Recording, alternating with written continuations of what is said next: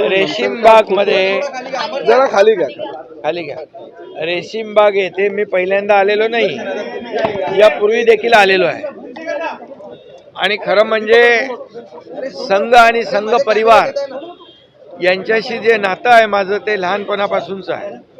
मी पूर्वी संघाच्या शाखेमधूनच माझी सुरुवात झाली, नंतर मग शिवसेनेच्या शाखा आणि मग शिवसेना, बाळासाहेबांचे विचार, दिघे साहेबांची शिकवण हे सुरू झालं. कारण संघ परिवार आणि शिवसेना यांचे विचार एकसारखे आहेत. खरं म्हणजे निरपेक्ष भावनेने कसं काम करावं हे संघ परिवाराकडून शिकावं. कुठलीही प्रसिद्धीची अपेक्षा न ठेवता संघाचा स्वयंसेवक काम करतो. आणि या देशभरामध्ये संघाच्या 5 लाख शाखा आहेत आणि 1925 रोजी संघाची स्थापना परमपूज्य डॉक्टर हेडगेवारजींनी केली. आता पुढच्या वर्षी त्याला 100 वर्ष होत आहेत. आणि हे देखील विशेष आहे, एखादी संस्था सुरू होते परंतु 100 वर्ष या देशाची सेवा करणं, या देशाच्या उभारणीमध्ये, राष्ट्रसेवेमध्ये संघाचं जे योगदान आहे ते कुणालाही नाकारता येणार नाही. आणि म्हणून संघाची शिकवण जी आहे जोडणारी आहे, तोडणारी नाही.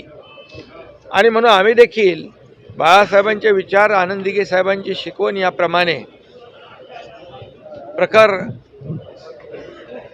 हिंदुत्वाचे विचार पुढे नेऊन हे सरकार स्थापन केलं.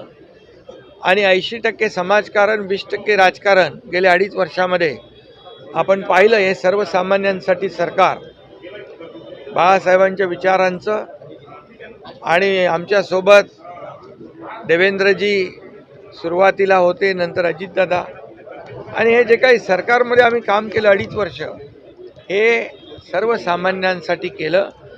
कुठलाही स्वार्थभाव न ठेवता मला काय मिळेल, आम्हाला काय मिळेल, यापेक्षा महाराष्ट्राला काय मिळेल, या महाराष्ट्रातल्या जनतेला काय मिळेल, हे आम्ही 2.5 वर्षामध्ये या महाराष्ट्राला दाखवून दिलं.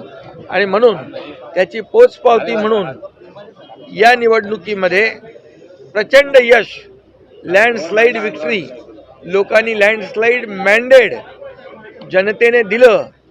आणि देवेंद्र फडणवीसजी मुख्यमंत्री झाले. मला आनंद आहे की ते देखील राष्ट्रीय स्वयंसेवक संघाचे स्वयंसेवक आहेत आणि ते राज्याचे पुन्हा मुख्यमंत्री झाले. याचाही आनंद माझ्यासारख्या कार्यकर्त्याला आहे, त्यांच्या सहकार्याला आहे. आणि म्हणून या ठिकाणी आल्यानंतर एक येणाऱ्याला प्रेरणा मिळते, ऊर्जा मिळते आणि पुढचं काम करण्यासाठी अधिक बळ मिळतं. आणि म्हणून इथं जो खऱ्या अर्थाने समाजसेवा करणारा आहे निरपेक्ष भावनेने, त्याने जरूर एकदा तरी यावं आणि इथून प्रेरणा घेऊन जावी. आणि म्हणून मी दरवर्षी येतो. आज सगळे आमचे सहकारी या ठिकाणी आले आणि आजचा हा कार्यक्रम संपन्न झाला.